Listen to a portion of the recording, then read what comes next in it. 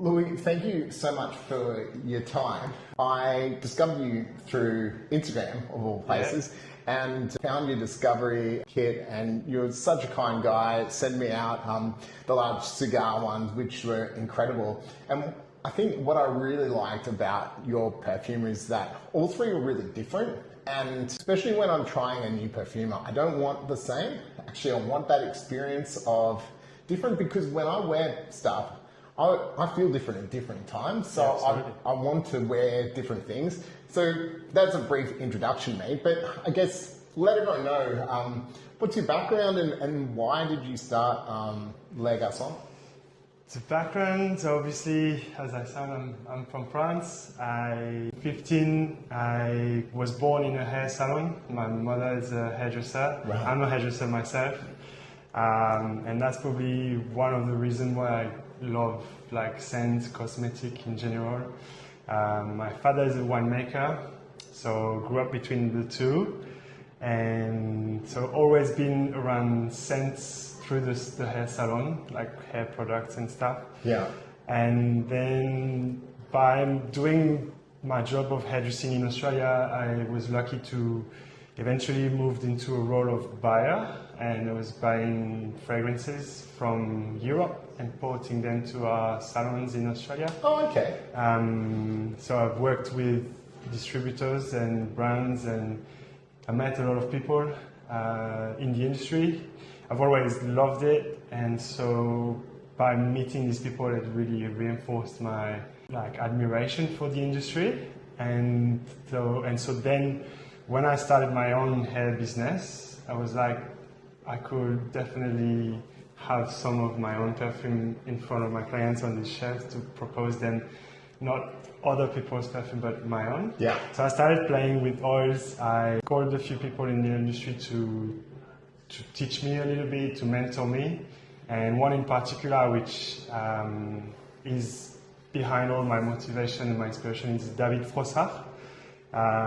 Love this guy.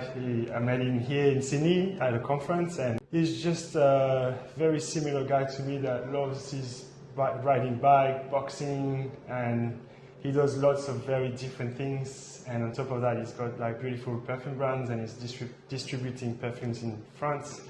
So I was like, this is a cool guy. I really felt inspired by this guy. So if you watch this, David, thank you. And so then, nearly 4 years ago now, I started to play with oils, and slowly started to make some better things. Did you have a clear idea of what you wanted to make? Yeah, so I started purely playing like anyone would do, with a lot of materials. Didn't know what I was doing. Then I taught myself, and then as I was learning about the materials, the story came.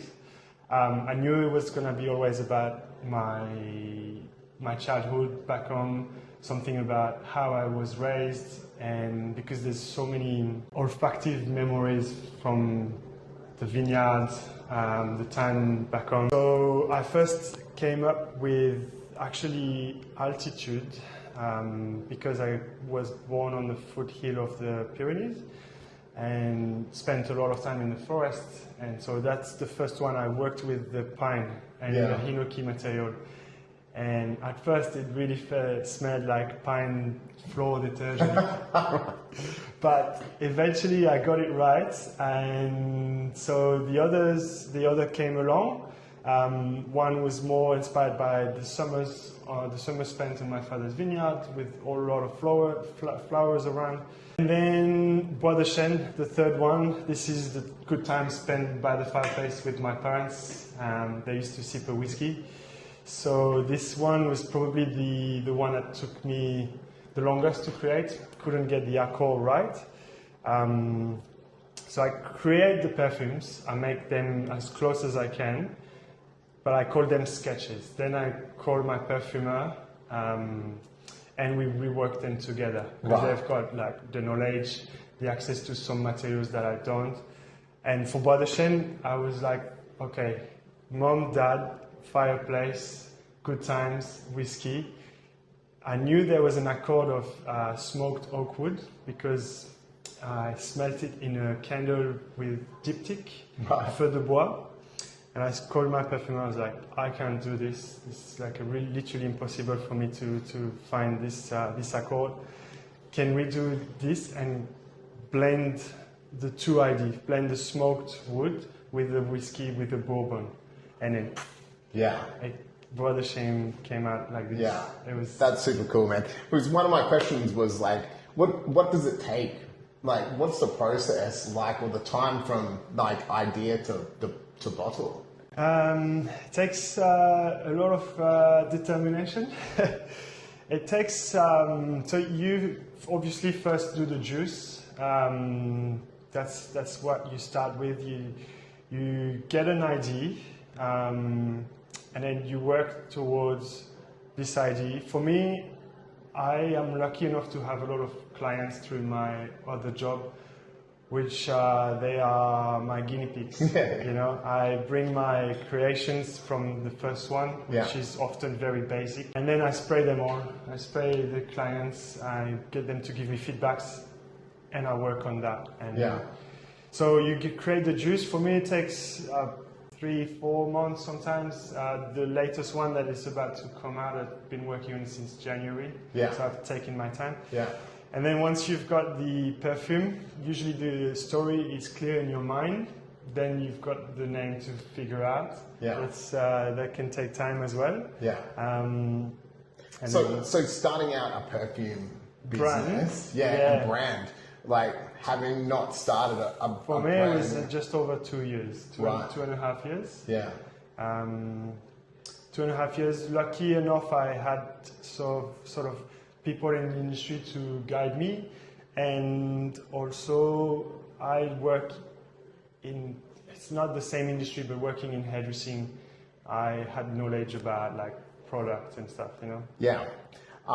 Paul Anthony, another Australian, come from hairdressing into perfume and done very well as well. So funny enough, obviously very creative as well, like hairdressing. We are creative. Every time I'm at a hairdresser, and not that I've got a one blade, not creative, man, but every time I'm there, I'm like, I think this is one of the ultimate creative things to do. Yeah, absolutely. It's one of the things never going to be replaced by AI. No, well, either is smelling good, right?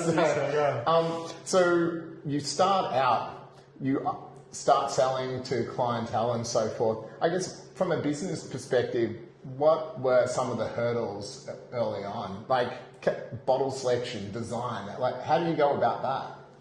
Yeah, well, at first the hurdles are probably like quality.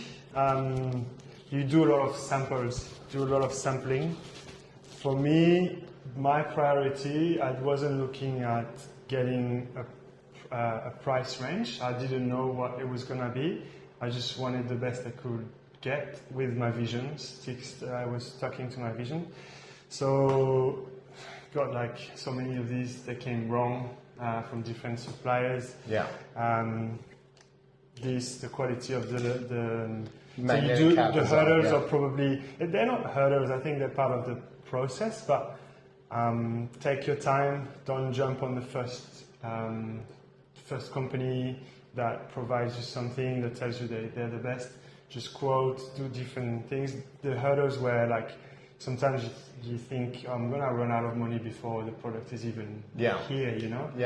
And you've got lots of decisions, and a lot of perfumers I've heard talk about how, you know, it's a decision, a balancing act, because sometimes you can't have everything that you want, or it takes a long way to get there. So making a decision on, you know, on the magnetic cap, or, you know, on the kind of bottle, the shape of the bottle, the printing, every little step. You've got to call the shot at some point. The hardest one is the juice, for sure. The juice is so subjective. Even though I make a lot of people try my juices, I get different feedbacks. It's super subjective. So the juice is definitely the one that's the hardest one to pull the trigger and decide when it's ready. It's usually you have the smiles, you know, when you've got smiles and wows after wow, genuine, you know, but as a creative, when you're a bit OCD like me, you can never pull the trigger. So I've learned to just do it now and not not question myself too much. Just Yeah. do it. And I'm perfectionist, but usually when you have the vision, just go with your vision, you know? Yeah, beautiful. So, all right, let's have a chat about some of these. So, from my experience testing them, as I think I've said before, the one that jumped out at me was altitude first, because I go for freshies, but I hadn't found something. Usually mint, especially in fragrances, I don't like. Like for some reason, some mints, like I like a mint and a mojito style fragrance, but a lot of mints, and then pine isn't a normal for us here. It's not, because we have a lot of citrus freshies, right? And so that pine, you get that, is this, what's this? But what I love about altitude is the way the mint kind of like in the dry down, just the dry down, how lovely and sweet it is. But you still have that mint, you still have that pine. You have that freshness, and for me it was like, you take a big deep breath of air on a cool morning, and it was like exactly that. That's why it's called altitude. That's why. Let me get you some strips.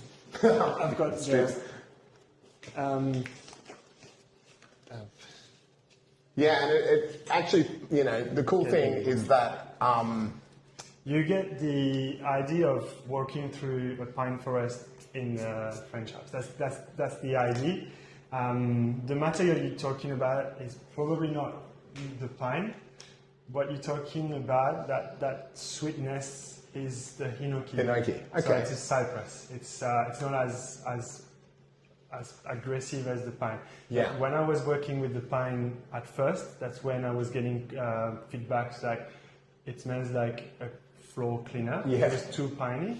So then the hinoki helped me to achieve what I wanted. It's a much rounder material than the pine itself. Yeah. When you smell the material pure pine, strong, and it overpowers every other notes in the perfume. Yeah, where this is smoother, right? So that's why it's a fine pine. You've got to be very subtle with it.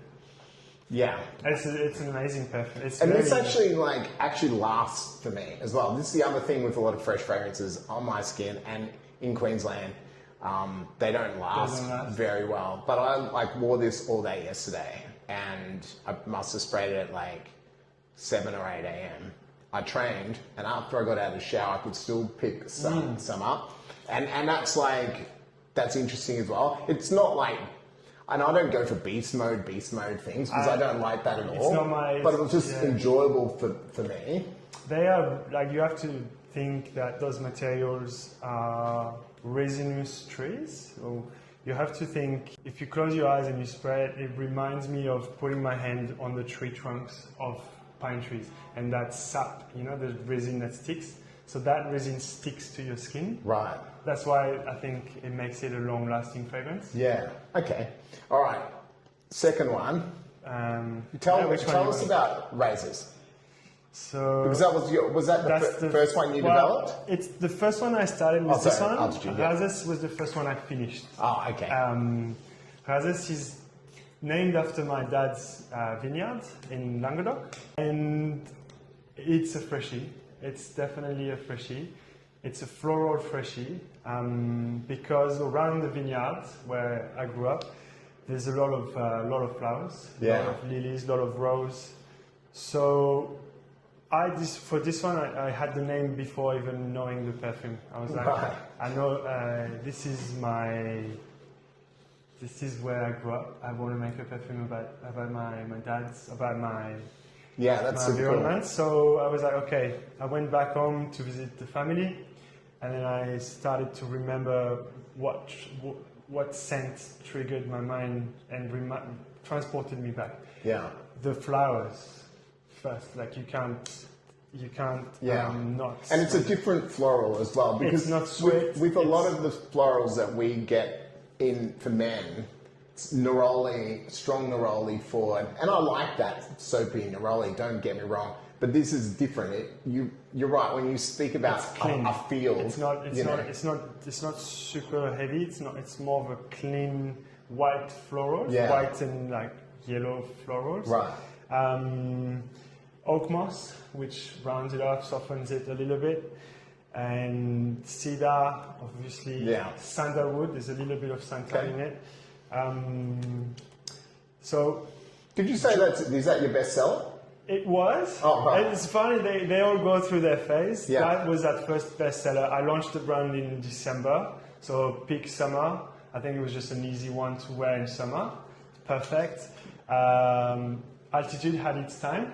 Yeah. And now Bois de Chêne is coming strong. It's winter though. I know, exactly. This is the winter fragrance.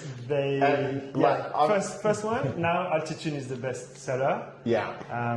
But Bois de Chêne is coming strong. Yeah, and look, Bois de Chêne, as I said in my review, I love that prune kind of opening, and then the booziness, and and then vanilla, but with some, I don't know if it's vanilla, but it's, that sweetness in the dry down. It has vanilla. It's very subtle. It's not like a super strong vanilla. Yeah. The new one that I'm working on is a much more gourmand fragrance. This is more of a earthy, smoky, touched with a bit of booziness to it. My favorite to have made. I love them all, but my favorite in terms of the complexity. Just reminds me of a good time with mom, dad, their friend sipping a whiskey by the fire. It really is that. A lot of people ask me if it's like Maison Margiela by the fireplace, and it's not at all. No. The Maison Margiela is beautiful. It's a super nice fragrance, but it's much more sweet. It's like more marshmallow by the fireplace, where this is like lounge, leather chair. Well, this is what I said. It gave me more of a jazz club plus Men in Black kind of vibe, because that's got that like dried fruitiness. It's a different kind of thing, but there's a smokiness to this as well, which, again, it's what I guess for me, it's just finding unique things, because there's so much, and you can comment on this about the industry, but there's so much that smells the same. Even a lot of niche designers, talk about dupe houses, but they dupe like other people's fragrances all the time. Yeah. This I haven't smelled many things that are close to this. I think it's because we combine two very different scents. We combine a smoky scent with a boozy scent. And I don't think it's been done before. Yeah. I could be wrong. Yeah. There's so many perfumes out there. Yeah. Of course, they're all gonna have some similitude at some point. And it's always in your brain. You have reference points as well, and you're trying to have a reference point. And every brain works differently. Like we're trying to put into words something that's invisible, and that's one of the hardest part in this job is to explain. Well, that's it. When I'm trying to review things as well, like. You have to be careful because everyone's scent is different, and also off my skin, completely different. Absolutely. A lot of things on the paper and on the skin. This one in particular, different. This one on paper, I get shaved pencil. Like that dry wood that you just shaved. Yeah.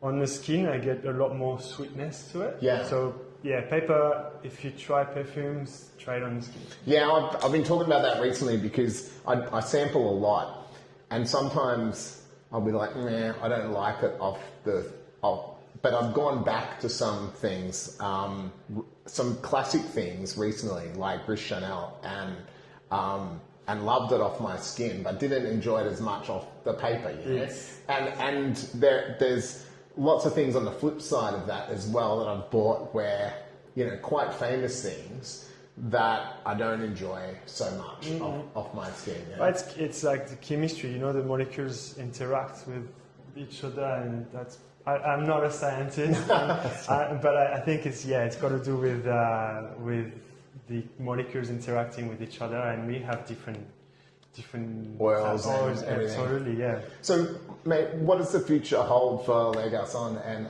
Louis? The future, well, I'm gonna keep creating. So soon future, I have a new release actually that you are going to give me. Ah, beautiful. Your first, you're going to give the first feedback Oh, wow. to the public. Hasn't been tried in public yet. So this is the soon future, definitely. New scent. This is launching in September. Hopefully, I mean, Oh, mate, super nice vanilla. yeah. So it's a fresh, soapy leather gourmand. So The leather, yeah. the idea behind it is that my wife and I always share the same clothes. She works in the fashion industry, Right. so we are fortunate that we have a lot of clothes and we share a lot of them.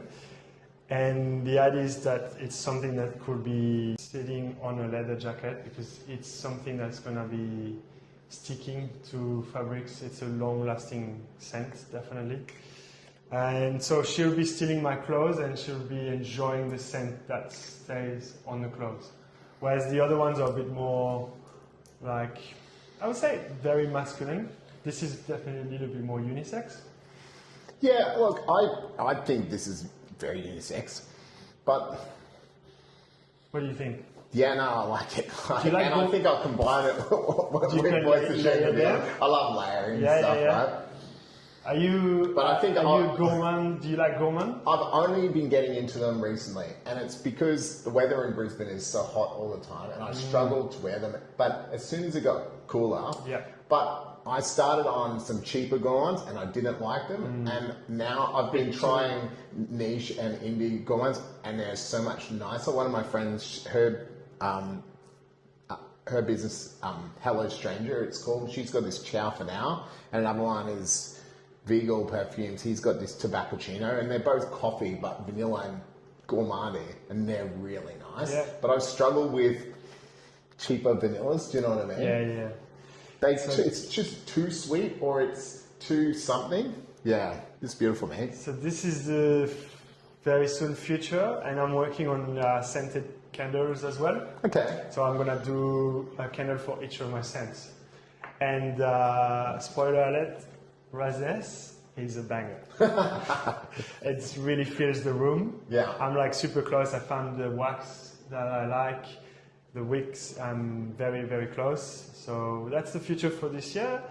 And then little babies coming for Christmas. Wow, So you have a lot on your plate, man. I'm working hard at the moment so Yeah. I can get everything out before baby arrives, and we'll see what next year provides. You know? Well, beautiful. Well, Louis, thank you so much for your time, mate. Absolute Thank you. pleasure. Thank you.